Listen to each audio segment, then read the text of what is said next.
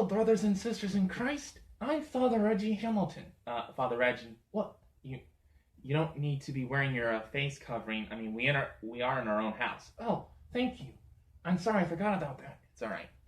So it's a nice one, by the way. Very creative. Yeah. Gay pride, indeed.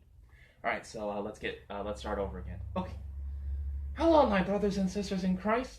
I'm Father Reggie Hamilton, and I'm Vance Dykes. And today, Vance and I are going to be talking about our beliefs when it comes to marriage. It'll be kind of like a debate, but unlike the debate that you usually see like on TV and in YouTube videos, ours is going to be a bit more constructive rather than destructive. A bit more tame. I mean, after all, Vance and I believe that that is exactly how debates are supposed to be. They're supposed to be tame and constructive, not wild and destructive. So, we're going to talk about marriage. What do we think about marriage? Well, speaking as a conservative Christian who's been brought up in a conservative, and I regret to say, fundamentalist household. I mean, I'm not one for fundamentalism as much as anyone else nowadays in the 21st century. But I do believe that marriage is exclusively between a man and a woman. I believe that's how God preordained everything as far as marriage goes. I believe it's supposed to be between one man and one woman. You know, I believe that there's a reason why God created opposite sexes to begin with. You know, I don't really believe that God makes mistakes, even though sometimes when I get angry or frustrated about something because I don't understand God's will when it comes to certain things that happen in my life, sometimes I will say God has to make mistakes. But when you really think about it, and especially when you read the Bible, and especially when you look at life in general, even though you may not have a scientific or academic understanding of how life works, like the world would probably demand that you have, you know, when you really look at things from a everyday perspective, you kind of get the sense that, you know, God really doesn't make mistakes. He just doesn't. And I believe that, you know, when it comes to God, when it comes to man and woman and why God created man and woman to begin with, and especially when you read the creation story, you just get the sensation that, you know, just there's obviously, and not just the Bible, but, you know, for those of you out there who are fans of romance films, you know, films like The Bodyguard, Titanic, The Notebook with Ryan Gosling and Rachel McAdams, and you know, those of you who just really love romance films, when you love to see stories about how, you know, a man and a woman come together, you know, you instantly, you identify with the story, you love what you're seeing, you're just thinking to yourself, this is so beautiful.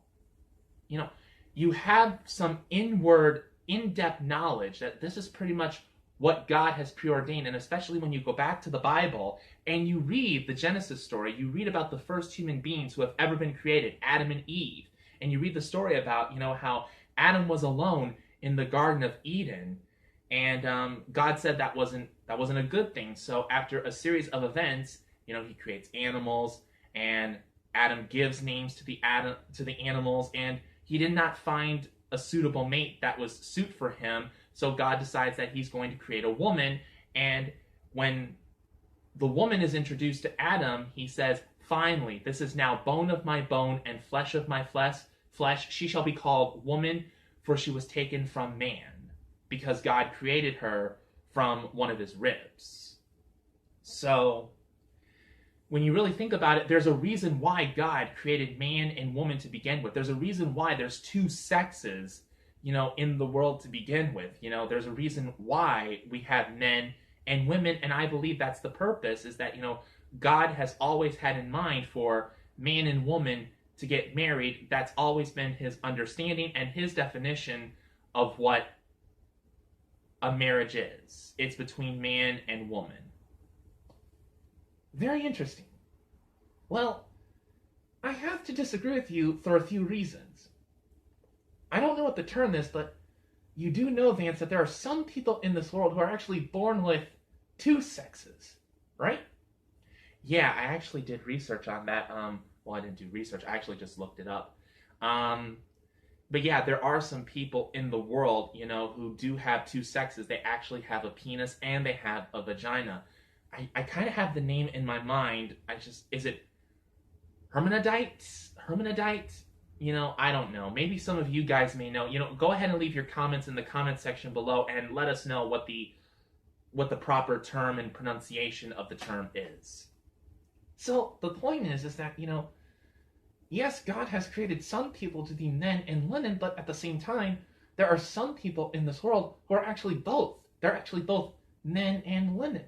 And then, of course, there are some people who actually have no sex organs whatsoever.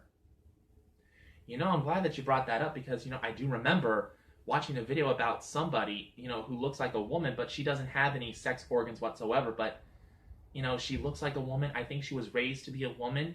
I think she had like a feminine voice. I can't remember. I have to watch the video to make absolutely sure about that. But, yeah, there is this person who, doesn't have any clear sex organs. No penis, no vagina, nothing. So, I understand what you're saying about how God created both men and women, and to some extent, I really do. Well, I'm not going to say that I agree with you, but you do make a valid point. But my point is that not every human being in the world is both. Not every human being is either man or woman. Some people are both, and some are neither. You do make a valid point. And when I talk about marriage equality, I'm not trying to change the definition of marriage. What people like me are trying to do is that we are trying to open the door to see that everyone has a chance to get married to the people that they want to get married to, and especially me. When I joined the American Catholic Church in the United States, and I spoke to my fellow priests and deacons about these situations, they said that we do allow gay marriage in this church, and especially for our clergy. I expressed my own desire to want to be married to a man, and they said, we allow that in this church. And I was married to my partner for at least 10 years before, he was killed in a drive-by shooting. And I want to take this time, Father Reggie, to say that I'm really sorry for your loss. I'm sure that Tom was a very nice man and probably a saintly man, no more or less saintly than the saints that we celebrate in the Christian church. I appreciate that, Vance. You're welcome. Let me fix your glasses a little bit. My glasses were fine. Well, they just looked a little bit crooked to me. You're crazy, Vance. But a good kind of crazy. I appreciate that. Okay, so where are we in our debate so far? Well, I'm talking about how, not every human being has one or the other genders. Some people have penises, others have vaginas, but some people have both. So to say that God creates only men and women, well, I didn't necessarily say that. I wasn't really trying. Oh, I'm so sorry. I interrupted you, did I? Yes, you did. I'm sorry. Please go ahead. I'm sorry. It's all right. Well, this idea that God only creates men and women, but the fact that we have other people in this world who either have no sex organs whatsoever. Hold on, you gotta sit up a little bit. Thank you. There are some people who have no sex organs, and then there are people who actually. Hold on a minute. Why do you keep interrupting me? I just want to make sure that you look good for the video. Your stole is falling off. Oh, I'm sorry. No, it's all right. I just want to make sure that you look good for the video. I want to make sure you look good.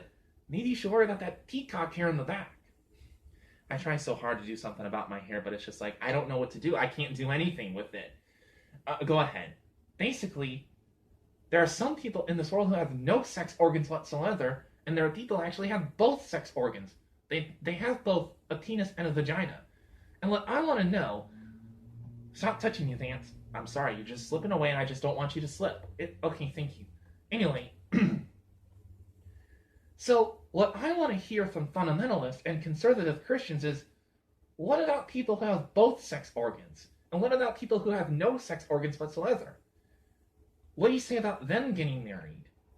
As a matter of fact, I'm going to direct that question to you. What do you think? Well, even though I do believe that marriage is supposed to be between men and women, speaking as a conservative Christian, speaking as a humanitarian who is a bit more open-minded, I do agree that, every human being in the world should be free to do whatever they want to do, if they are doing something that is sinful, that's supposed to be between them and God. Me as a future priest and as an evangelist, my job is not to tell people how to live their lives. My job is to preach the word of God, which also includes preaching the gospel of Jesus Christ. And when I do that, I'm not trying to tell people this is how you need to live your life, even though it kind of seems like that. I'm telling you how to live your life. I'm just pretty much saying, I'm sharing my faith in Jesus Christ. I'm sharing, why I believe what I believe. And with that being said, we don't really agree when it comes to all this stuff. We don't agree on everything. So what I'm trying to get at is that regardless of my own beliefs, I still also believe that, every human being should be free to live their lives how they choose to live it. So if a man wants to get married to a man, or if a woman wants to get married to a woman, I say go ahead and let them. They're not harming anybody. Their lifestyle doesn't really affect me in the slightest, so why should I be worried about it? Excuse me. You're excused. So, I still believe that marriage is supposed to be between man and woman, and when I become a priest in the church, I'm going to be a member of a church where, they don't allow gay marriage, because I do believe that marriage is supposed to be between man and woman, and as a priest, those are the only marriages that I'm going to participate in being the minister in, is just heterosexual marriages. So, but like I said, just because I'm not trying to tell people that they can't live their lives how they choose to live it. Like I said, if you want to get married to a man, if you're a man, or if you're a woman and you want to get married to a woman, that's pretty much your decision. That's your decision. I'm not going to stop you. I don't feel like it's my place to stop people from wanting to get married to who they want to get married to, regardless of whatever the Bible may have to say about the kind of marriage that they're getting themselves into. Well, I guess that's a good answer. So, I believe in marriage equality in the sense that everyone should be free to marry who they want to get married to, but speaking as a conservative Christian with my own beliefs, my own values, that I hope nobody tries to trample all over, because I'm not trying to trample over anyone's, views and beliefs when it comes to certain things like marriage. But me, I believe that marriage is supposed to be between man and woman, and that's what I'm going to promote, as a priest and as a person who does believe in marriage equality, at least people getting married to who they want to get married to. Well, how can you believe in that if you don't agree with gay marriage? I guess maybe I am a hypocrite when it comes to this, I have to be honest, there's still a lot more about homosexuality, the LGBTQ community. There's still a lot, the science of sexuality. There's still a lot of things that I don't understand just yet, and I am doing as much studying as I possibly can, as much as my job will allow me to do, and as much as my education on the side will allow me to do, because this is basically an independent study. So there's still a lot more that I haven't learned just yet. So I will say that until I read something that does give a clear indication that the way how we've been reading the Bible when it comes to homosexuality has been wrong, and that we have been wrong for 2,000 years, until I see something that convinces me that, yes, we've been wrong for a long time, I'm sorry to say that for the time being, I still believe that marriage is supposed to be between man and woman, and I don't support gay marriage.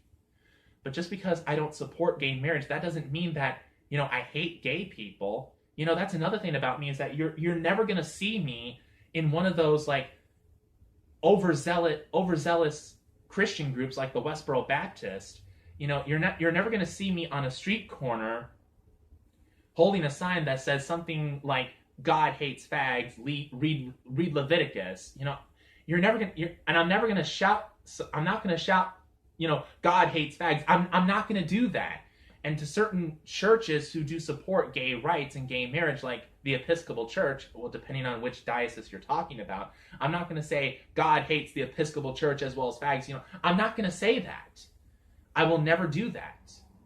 So, for the time being, I still remain neutral on this subject, but like I said, until I see evidence that convinces me that the way how we have been reading and interpreting the Bible about homosexuality and gay marriage has been wrong, I'm sorry to say that I still hold to the traditional conservative belief that marriage is between man and woman. But like I said, I don't hate gay people. I mean, after all, you and I are roommates. You know, if I hated you, I wouldn't allow you to be a roommate here in my house. And I appreciate that. I appreciate that you still let me live here. You're a human being no different than I am. Well, the reality is I'm a puppet. You get my point. Yes, I do. You treat me with dignity, no different than you want to be treated with dignity as well as everyone else. And I appreciate that you're that open-minded. You're welcome. Thank you. So, I guess the conclusion of this debate is that, you know, we still disagree on certain aspects of the topic of gay marriage and why God created men and women. You know, we still differ with each other. Yes, we do. And I'm sorry for the times that I interrupted you, you know, during this debate. I'm sorry. Oh, it's okay. I know you're only human, whereas I am a puppet. Yeah. So anyway, but what do you guys have to say? You know, what do you think about the topic that Father Reggie and I have been talking about? Leave your comments in the comment section below and let us know what you think. And remember, make sure that your comments are constructive and not destructive. We see enough destructive criticism and violent differences, especially with everything that's been going on in the country for the last 5 to 6 years. And, you know, we want to try and get away from that kind of, you know, debate and protesting, which I personally think is actually riots. They're not protests, they're riots. Anyway, just leave your comments in the comment section below and let us know what your thoughts and opinions are. Please be constructive in your criticism if you must be critical. And don't forget to like the video. Don't forget to subscribe to the channel. Goodbye and God bless.